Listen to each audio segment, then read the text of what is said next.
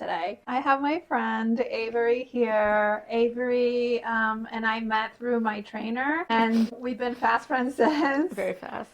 And I enjoyed working with you and creating the Evers website, and you helping me conceptualize my brand and brainstorm with me. And you held my hand really great, and I really appreciate it. So when Irina said that I was gonna have to introduce my company to the world, the first person I thought was you to come and introduce yourself. I'm Averie. I also really loved working on the Ever with you. It was an awesome opportunity to see you build it from the ground up and see what it's evolved to from the beginning. And I also really appreciate having me be a part of it. So I'm excited to ask you some questions about it. Let's go. That way everyone can get to know it as well as I do. Alrighty, so a very important part of a brand is the name birth. So what kind of inspired the Ever? Yeah, so the Ever, I kept telling my husband that was a 5-year project. And I have 3 kids between the ages of 4 and 12.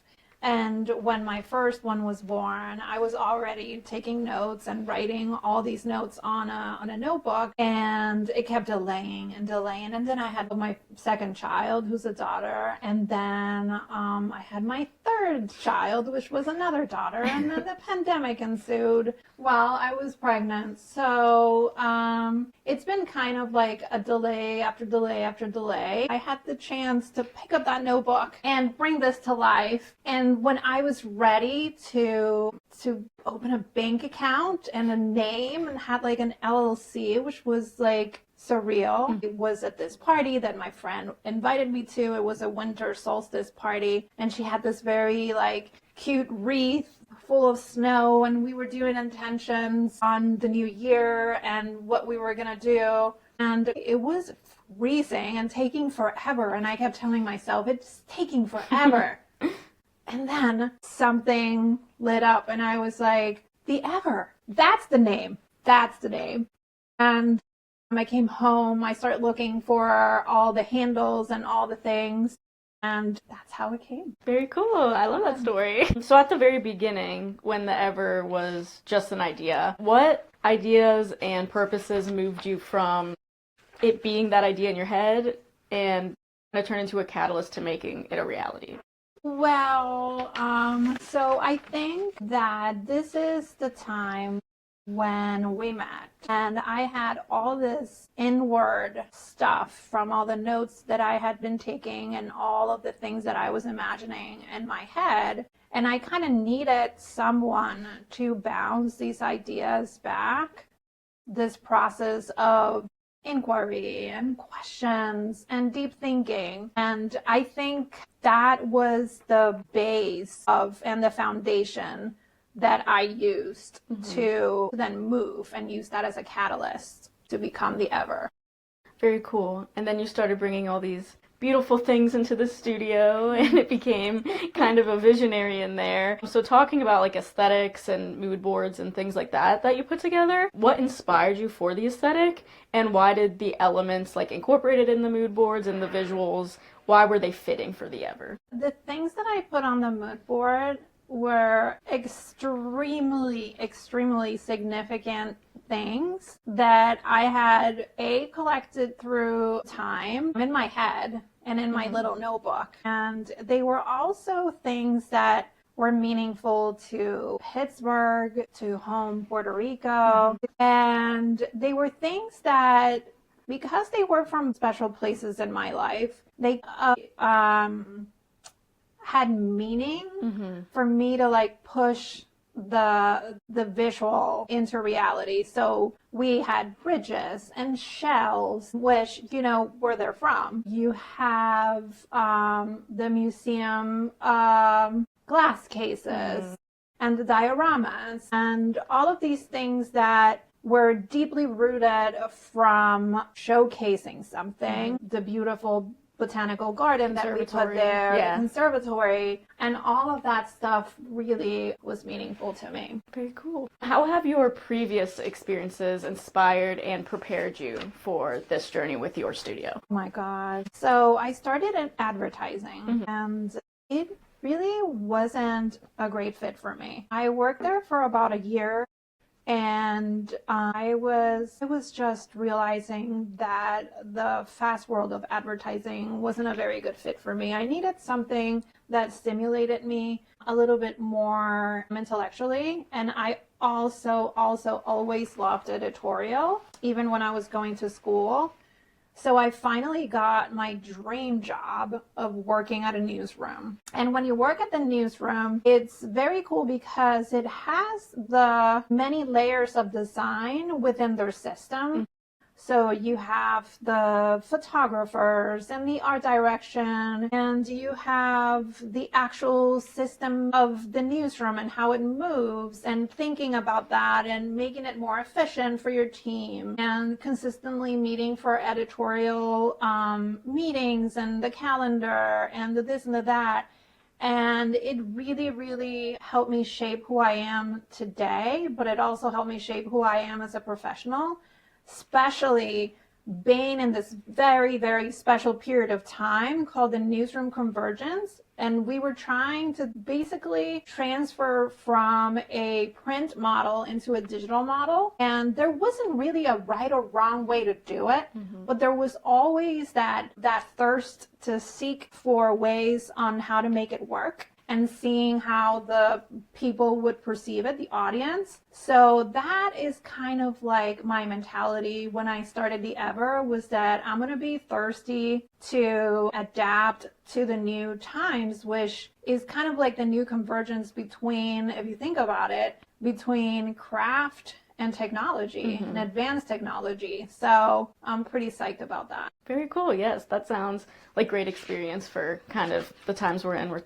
things are moving in different directions. Speaking of technology, when you go and look at the website of the Ever, there's a lot of emphasis on a human first approach in craft. So can you kind of explain, first of all, what that means to you, and also kind of go into what you hope that that provides for clients? Yeah.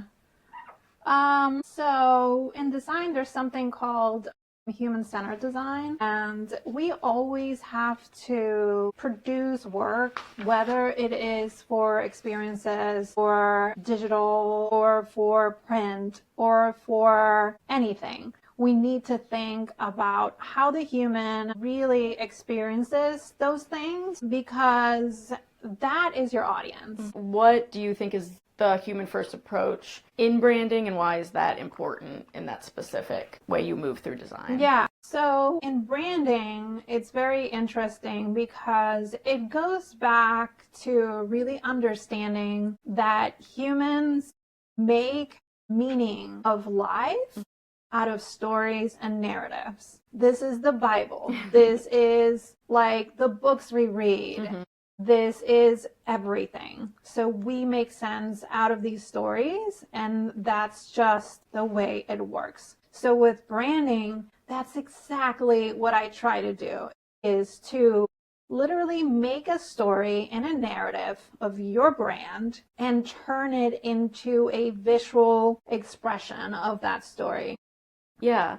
And speaking of like narratives, the Ever works a lot with strategy, with narratives and patterns, which you're talking about using those for clients and in the human first aspect of things. But what patterns and narratives were there when you were creating the Ever itself? And what were they? Why'd they stick with you? So it's changed a lot through the process, and I think you saw that when you disconnected from the project for a couple of months, and then I brought back all the things that I had been working on. And the first thing that I realized when I was working on our strategy was that I was very focused on these, again, museum glass cases, conservatories, dioramas. And I really thought that the process was going to be key to show what we offer to the world. I think where I really, really stand, it's right in between craft and technology. And I'm right in the center, and I'm trying to go almost in like an infinite loop between craft and technology. And that doesn't mean that all of my work is generative AI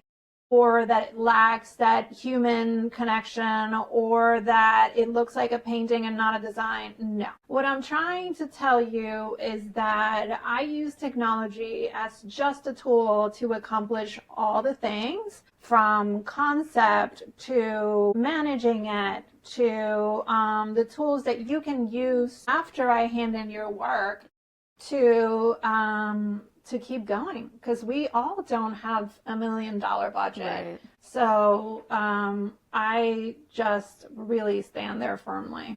That's awesome, and I feel very important. Kind of a broader question, but what would you say is your, and in turn the Ever's, special sauce? Like, what makes you stand out? What techniques or tools do you implement that is special to you? So I guess like this is where the Everflow system comes into the mix. And in order for your company to sell something, you have to productize it. So I guess I can't provide my secret sauce, but my secret sauce is in specializing the Everflow system, which combines a little bit of design thinking. Let's not be deceiving about that, but it also has a little bit of the technology involved in it.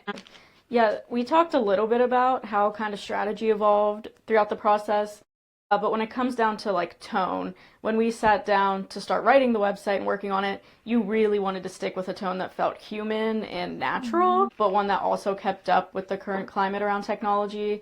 And now we can talk a little bit about the e-Gazette, which I'm a big fan of. The e-Gazette is the Ever's newsletter, which is a very cool thing for a graphic design studio to have. Why was it important to you that you have a newsletter as an element in the studio, and what do you hope to see from it in the future? So this is where, when I was trying to showcase the process, and the process just wasn't what needed to be done in order to sell, then I said to myself, where do I use this thing that I think is so important? Because I think process is so important.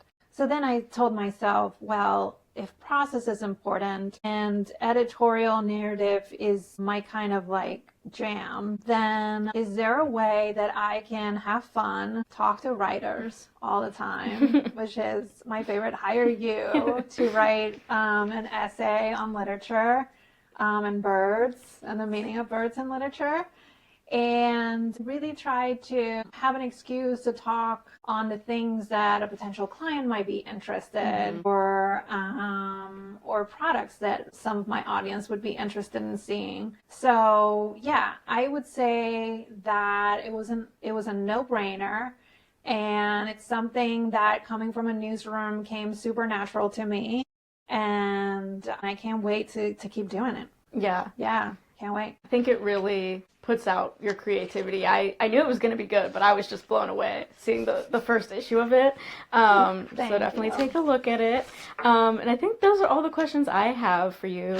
Are there any closing remarks you would like to add in? No, this was fun. This is like the first podcast that we've done, and I can't wait for many more. Yeah. And I hope to have you sometime soon. Yeah, I hope to be back. Thank you.